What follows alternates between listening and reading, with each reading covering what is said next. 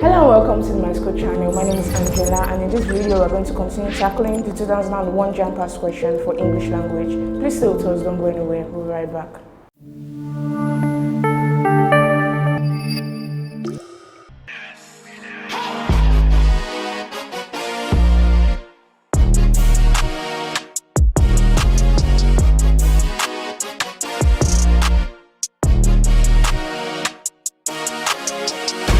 Welcome back to the Myschool channel. Like I said earlier, we'll be tackling the JAMB past question for English language for the year 2001. Let's begin with question 51. Fill each gap with the most appropriate option from the list provided.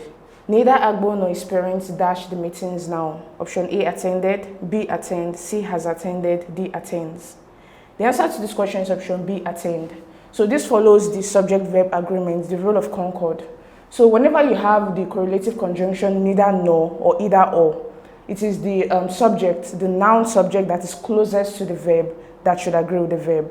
So in this case, it is the noun subject, his parents, that we should focus on. So since that is a plural subject, you have a plural verb attached to it, and the plural verb is attend. So this makes option B, attend, the answer. Also, it's important to note that it is the present tense and not the past tense or the past participle that should be used in this case. The reason for that is because of the word now. It suggests that what they are talking about is something that is going on in the present. So you have to make use of the present simple, not the past tense, not the present participle. So option B, attend, is the answer to this question. Question 52.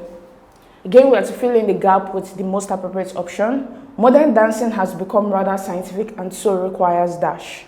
A, bizarre costuming, B, some choreographic skill, C, immense instrumentation, and D, a rapping voice. The answer to this question is option B, some choreographic skill. So this sentence is talking about something scientific. They are talking about how modern dancing has become rather scientific, and we know that something scientific is something that is systematic, that follows a particular process. So we are looking for something systematic, something that follows a process, and that is choreographic skill. When we're talking about choreography, we're talking about a type of dancing that follows a specified process. You know, when you are learning to dance, you follow a choreography, an already rehearsed process of dancing.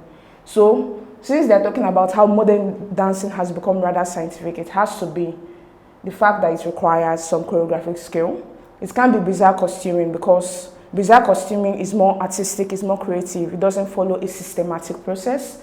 Immense instrumentation has nothing to do with modern dancing. Some choreographic skill is the better option to fill in that gap because they are talking about dancing and not about instrumentation, not about making music. A rapping voice too cannot fill in that gap because it has nothing to do with modern dancing. So option B, some choreographic skill, is the answer to this question. Question 53. Again, we have to fill in the gap with the most appropriate option. Had he considered his public image carefully, he dashed from his office in the election. Option A, might have stood aside, B, would have stepped down, C, should have stepped down, and D, would have stood down. So the answer to this question is option B, would have stepped down. So this sentence expresses a hypothetical situation. We can see that in the first clause in the sentence. Had he considered his public image carefully? So they are talking about something that never happened in the past, but if it had happened, things would have gone in a different direction. So that is a hypothetical situation, something that did not happen, something that could have happened if things turned out differently. So since it's a hypothetical situation, you need a conditional statement to complete the sentence. So for a conditional statement of this type, they are talking about something that could have happened in the past, but can never be realized in the future. So they are talking about type 3 conditional statements. So for a type 3 conditional statement, you need the construction would have plus a past participle to fill in the gap. So would have with a past participle should be what should fill in that gap. So for that, we have option B and D. Option B and D would have plus a past participle. So we have to choose between those two options. So now the problem is whether to choose step down or stood down. Step down is used in the context of stepping away from a political position. When you decide to resign from a political position, that means you're stepping down from that position.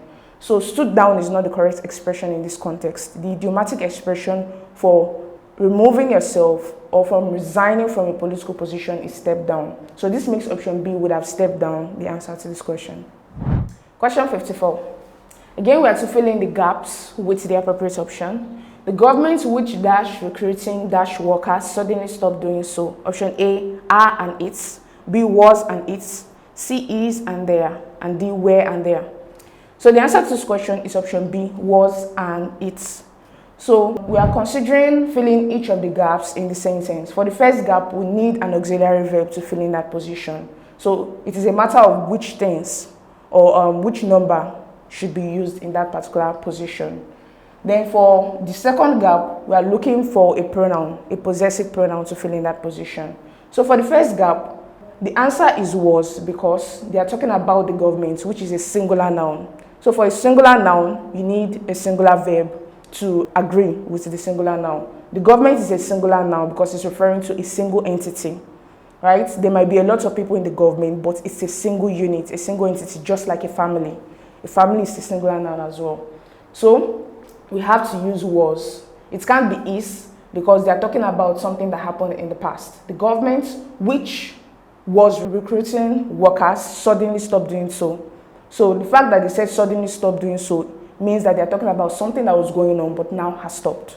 So you need to make use of the past form of the auxiliary verb and singular form as well. So that makes was the best option to fill in that gap. And we are making use of it here because, again, they are talking about a singular unit, a singular entity, the government. So you can't use there because they are referring to a unit, an entity. So you can't use there in that position. You have to use a singular possessive pronoun, which is it. So the government, which was recruiting its workers, suddenly stopped doing so. Option B is the answer to this question. Question 55. Of course, we all saw the culprit dash and hit the man on the head. Option A, approached. B, approaching. C, approach. And D, approaches. The answer to this question is option C, approach. And it is approach because the verb that should fill in that gap should correlate with the other verb in the second simple sentence in this compound sentence. So we have two simple sentences joined by the correlative conjunction and. Of course, we all saw the culprit dash. It should be approach because it has to correlate with the other verb hit. Hit is in the simple present, so approach should also be in the simple present as well. Also, the fact that they already made use of the past tense here, saw, and whatever comes after is talking about actions that was going on in the present moment when they saw the culprits. So they saw the culprit approach and hit the man on the head. So option C, approach, is the answer to this question. Question 56.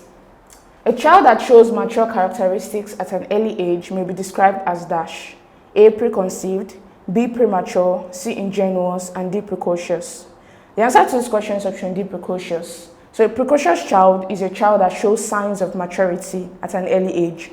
So when we're talking about signs of maturity, we're talking about signs of intelligence or of dexterity that is beyond the skill level of his or her peers. So for a precocious child, that child shows signs of intelligence, signs of dexterity that goes beyond that of his or her peers. So option D, precocious, should be the answer to this question. It can be preconceived because when we're talking about preconceived, we're talking about an idea that has been conceived, that has been thought of earlier. So you can use it in the phrase a preconceived notion. It can be premature because when we're talking about premature, we're talking about someone who is not mature, who has not matured to that point that he's supposed to have matured at a particular age. So it's kind of the opposite of precocious. Then option C, ingenuous, means someone who is innocent, right? Someone who is unassuming, unsuspecting. So is incapable of deceit and doesn't know how to identify deceit in a particular person or thing. So option D, precocious, is the answer to this question because it talks about how someone has matured beyond their age. Option D is the answer to this question. Question 57. The company director showed the contractor a dash of the proposed office complex. Option A, prototype. B, photograph. C, microfilm. And D, photocopy. The answer to this question is option A, prototype. So a prototype is a model or a design of something that is intended to be built. It can be a model of a concept or a design or a particular building. A prototype is what the company director showed to the contractor of the proposed office complex, of the building. So it's a model of how the building should be when it has been fully completed. So it can be photographed because you take a photograph of something that is already completed. It can't be microfilm either because when you are talking about the design, the model of something that is about to be built, it has to be prototype It can't be photocopy either because that's not been constructed yet. So option A, prototype, is the answer to this question. Question 58. Again, we have to fill in the gap with the most appropriate option. Dash should come early to the new house, clean up my flat. Option A, wow. B, by chance. C, should, and D, should in case. So the answer to this question is option C, should. So should is helping to express a hypothetical situation. That means if you come early to the new house, clean up my flat.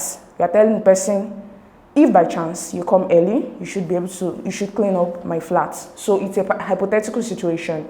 And you make use of should in a formal context. When you are talking to someone in a formal or professional environment, you have to make use of should as opposed to if. So it can't be should in case. Often we Nigerians will make use of should in case in this particular context, but it is incorrect. That is not the proper way of using the hypothetical situation in such context. So option C, should, is the answer to this question. Question 59.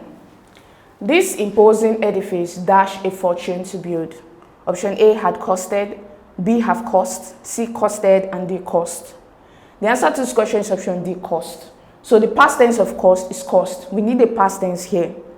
And the past tense of cost is cost. So cost should be able to fill in that gap.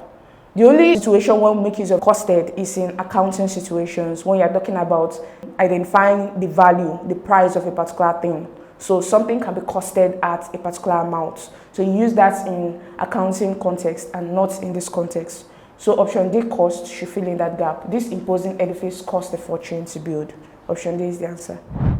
Do you know you can take practice questions with a simulated JAMB CBT past question? All you need to do is to go down to the link in the description below. This takes you to the Myschool website where you can download the Myschool mobile app for your Android devices and the Myschool software for your laptops and computers. Please go ahead and start practicing. Now to question 60. Again, we have to fill in the gap with the most appropriate option from the list provided. They let him go in dash to his age. Option A, respect, B, regard, C, disregard, and D, consideration. So the answer to this question is option A, respect. So they let him go in respect to his age. So when you do something in respect to someone's age, you are doing it because you are considering the age of the person. Maybe the person is more mature, is older, so he deserves to go or he deserves to be set free in this particular context. So you are doing it with consideration, with respect, with honor to his age. So you cannot make use of regard in this context. You do not make use of regard when you are talking about considering someone's age in a particular situation. So regard cannot fill in this gap. It is in respect to his age. So option A, respect, is the answer to this question. I believe you're enjoying this content. If yes, please don't forget to hit the like button, click on the subscribe button, and lastly, tap on the notification bell to get informed as soon as we release the next videos. Question 61. Some scientists are trying to dash human beings in their laboratories.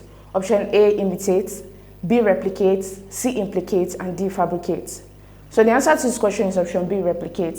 So to replicate something means to make an exact copy of something or to reproduce something. So you make use of this word in a scientific context. So it's a scientific terminology used to refer to how you make an exact copy of something or you reproduce something. It can't be imitate because imitate means to model someone's action or behavior. You can't model someone's action or behavior exactly. You just imitate it. So it's a partial modeling of a person's action or behavior. It can't be implicate. To implicate someone means to ensure that there is evidence that suggests that someone has committed something. That means you are implicating that person. Then to fabricate means to come up with evidence, right? To deceive other people. So that's to fabricate something, to create something, to ensure that other people are deceived as a result of that. So it can be imitate, implicate, or fabricate. It is replicate because that's the scientific terminology used to refer to making an exact copy of or reproducing something. So option B is the answer to this question. Question 62. Again, we have to fill in the gap with the appropriate option. It does not seem to know how to solve the problem dash. A, does not he. B, does he not. C, does he. And D, doesn't he. So the answer to this question is option C, does he. So when it comes to question tag, you have to first of all pick the modal verb that is used in that sentence, which is does. And then you have to make sure it is the opposite in terms of polarity of what was given in the sentence. In this case, it is negative. It does not seem to know how to solve the problem. So that's a negative polarity. We have to choose a positive one. That means does he? Does he should fill in that gap. It does not seem to know how to solve the problem. Does he? So option C, does he, is the answer to this question. These villagers dashed to grow rice. A, used, B, are used, C, were used, and D, use. The answer to this question is option A, used. So used is the past form of use. That is what should be used to fill in that gap. So it's trying to express that something used to be true, but it is no longer the case. That's when you make use of used to. So these villagers used to grow rice, but they do not do that anymore. So option A, used, is the answer to this question. Again, we have to fill in the gap with the appropriate option. Ade tried to dash all memory of his dead father. Option A, recall, B, obstruct, C, obliterate, and D, eulogize. The answer to this question is option C, obliterate. So to obliterate something means to completely destroy or erase something. So in this case, Ada is trying to destroy or erase all memory of his dead father. So that should be the best option to fill in this gap. It can't be obstruct because you cannot use obstruct in this particular case. You may use block, but again, block cannot fill in that gap because when you're talking about blocking memory, it's something that is not conscious. It's something that happens to you. Your memory gets blocked. You do not block a memory. So you can't use obstruct in that case at all. It can't be recall because you're talking about someone whose father is dead. So you're not trying to recall all the memory of your dead father because that brings pain and sorrow to the person. But rather, you're trying to obliterate it in order to ease your suffering. So option C, obliterate, should fill in that gap. Option C is the answer to the question. The weather is probably dash appealing for people who live in Jos, dash for foreigners. Option A, as and much as, B, more and as, C, less and than, and D, at least as and but. So the answer to this question is option C, less and than. So we are looking for a correlative conjunction that helps to join these two different clauses together. So in this case, they are trying to compare something. So you are looking for that correlative conjunction that helps to compare one person's experience to another. So we're going to look at each of them to see which one of them best fills the gap. So for option A, as and much as, when you put that in the sentence, the weather is probably as appealing. That makes sense. For people who live in Jos, much as for foreigners, that doesn't make sense because you can't use much as in that context. So option B, more and as, the weather is probably more appealing. More appealing makes sense. But when you use it in the other clause, for people who live in Jos, as for foreigners, it doesn't make sense. You can't use as. When you're making use of more, you make use of than. So you said weather is probably more appealing for people who live in Jos than for the foreigners. But since than wasn't given, that can't be the answer to this question. So now let's look at option C. The weather is probably less appealing for people who live in Jos than for foreigners. That is correct. That's an appropriate way to structure the sentence. You can make use of less and than to show that comparison between these two different people. Then option D, at least as and but, can't fill in that gap. The weather is probably at least as appealing. That's okay. But when you put but here, for people who live in Jos, but for foreigners, that doesn't make sense. Because you make use of but to join two simple sentences together. But this is not a simple sentence. It doesn't express a complete thought. So it can't stand on its own. You can't use but in that context. So option C, less and than, is the answer to this question. The meeting was called to dash divergent views on the subject of a national conference. Option A, reconcile, B, recommend, C, represent, and D, reconstitute. So the answer to this question is option A, reconcile. So to reconcile two different things means to reconcile divergent views about a particular situation, a particular subject. So it can also mean to settle disputes or disagreements between two people. That means you are bringing together two things so that any disagreements, any conflicts between those two things will be resolved. So in this case, reconcile should fill in that gap. It can't be recommend. So because the meeting can be called to recommend divergent views on the subject of a national conference. The fact that they made use of divergence means that you can't recommend divergent views on an issue. You can recommend views, but not views that are divergent. You rather reconcile them. So because you're trying to come at a resolution, and the resolution should be something that unifies everyone at that meeting. So you reconcile divergent views on that subject. It can be represent or reconstitute, so because it has nothing to do with bringing together divergent views. So option A, reconcile, is the answer to this question. The police came early enough to dash the bomb planted by the rioters. Option A, defuse, B, insulate, C, detonate, and D, diffuse. So the answer to this question is option D, diffuse. So to diffuse something either means to settle a particular conflict or tension, or to prevent an explosive from exploding by ensuring that it doesn't explode or detonate. So detonate would be the opposite of that. That means to allow the explosive to work the way it should. So it can be detonate, it can be insulate either.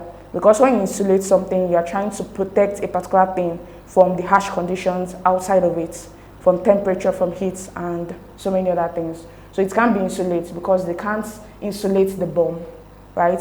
They are trying to find a way to ensure that the bomb doesn't go off. So rather they diffuse it, they prevent it from going off. It can be diffuse.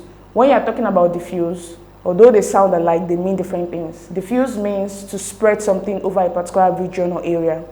It doesn't mean to try to ensure an explosive doesn't work. So option D, diffuse, is the answer to this question. Dash told of his impending arrival, I worked hard to make his short stay very comfortable. Option A, have been, B, have been, C, have I been, and D, haven't been. So the answer to this question is option D, haven't been. So you have to make use of that past participle form to express how you were told of the impending arrival before something in the past happened. So that's when you make use of the participle, the perfect form of a particular verb, to show that something had already happened before something in the past happened. So having been should be the best option to fill in that gap. Having been told of his impending arrival, I worked hard to make his short stay very comfortable.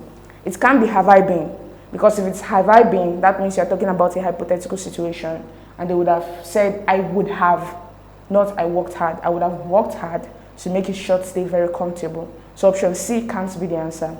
Have been is the present perfect form, and you can't use it in this particular situation. You can't use have been as well, because you can't use that in any situation. When you have when you have the auxiliary verb have, it has to be the participle that is following and not the continuous tense. So option D, haven't been, is the answer to this question. Again, we have to fill each gap with the most appropriate option from the list provided. More dash to your elbow as you campaign for press freedom. Option A, power, B, effort, C, grace, and D, energy. The answer to this question is option A, power. So the common idiom is more power to your elbow. It actually means you are recommending someone for the good effort he has done, and you are trying to recommend him to continue doing what he's doing. So you tell the person more power to your elbow, keep doing what you are doing. So sometimes you may feel like it's more grace to your elbow, but please note that more grace to your elbow is a colloquial slang. It is not the formal way of using that idiom. The idiom is more power to your elbow. So option A, power, is the answer to this question. Do you have a question? Please feel free to ask a question by going down to the link in the description below. This takes you to my school website where you can ask your question and a solution will be provided to you within a short period of time. Again, we have to fill each gap with the most appropriate option.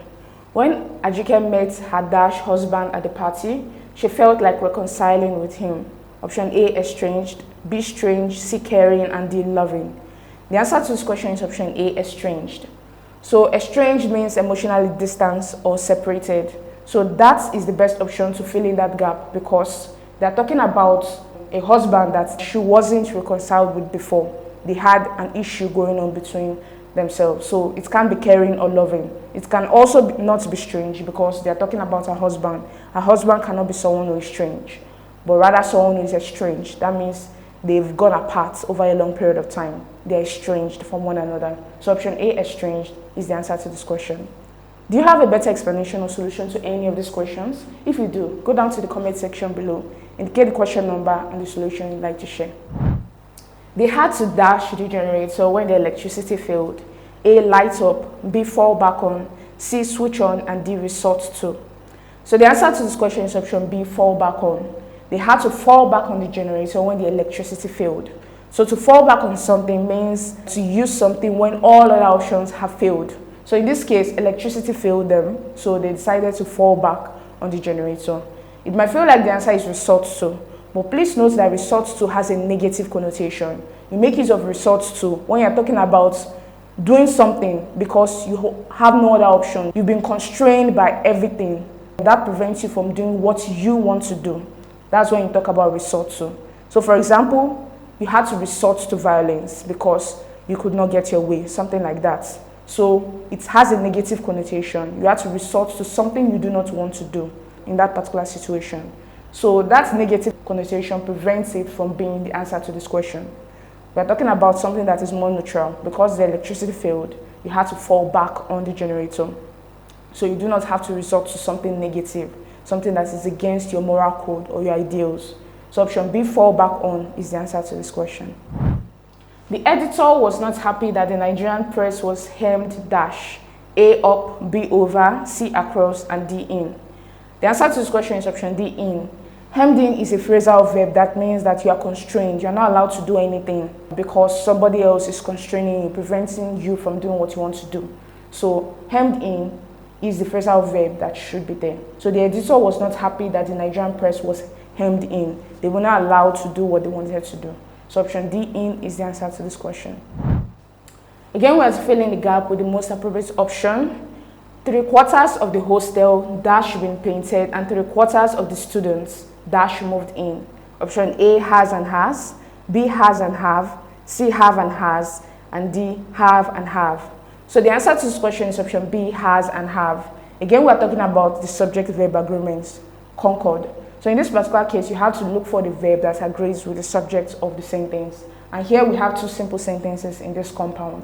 So 3/4 of the hostel dash been painted. So 3/4 of the hostel is talking about a singular entity. The hostel is still one building. So it's a singular noun and should have a singular verb, which is has. So 3/4 of the hostel has been painted. Then for the second simple sentence in that compound, 3/4 of the students dash moved in. So 3/4 of the students is more than one student, right? For example, if you have 100 students, 3/4 of 100 students is 75 students. That's a plural noun. So a plural verb should go with that. So it's important to know that when you are doing Concord, instead of sometimes just focusing just on the structure, you can look at the entire situation as a whole. You can look at it holistically. Look at how it represents itself in your actual environment. So when you talk about 3/4 of the students, you're not talking about one entity, you're talking about people, right? 3/4 of the students means it's more than one student they are referring to. So that means you have to make use of the plural verb in this situation. So the plural verb is have. So the complete sentence should be 3/4 of the hostel has been painted and 3/4 of the students have moved in.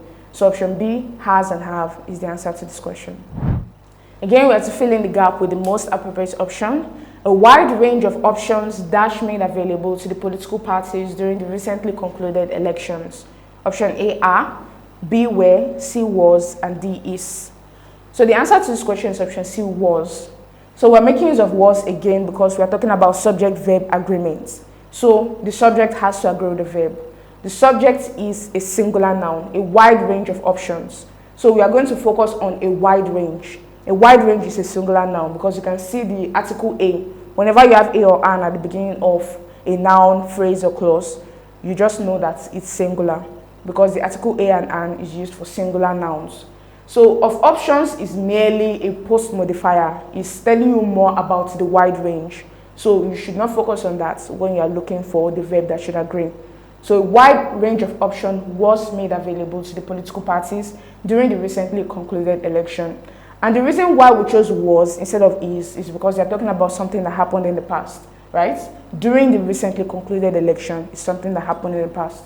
So you have to make use of was. So option C, was, is the answer to this question.